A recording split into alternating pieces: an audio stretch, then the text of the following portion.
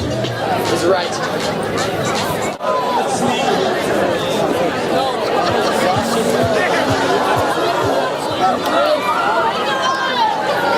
Let's go, Matt Menard.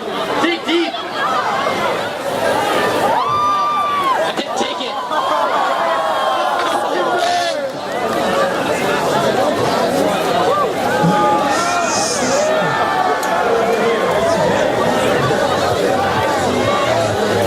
Mr. Menard, how do you feel? How would you describe your performance today? Very refreshing. How was the speed of your boat?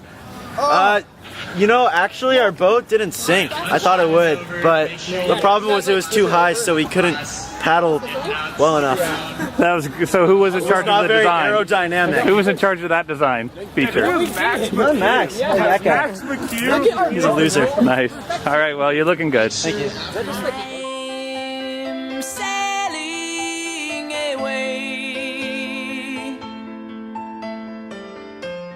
set an open course for the virgin sea, 'cause I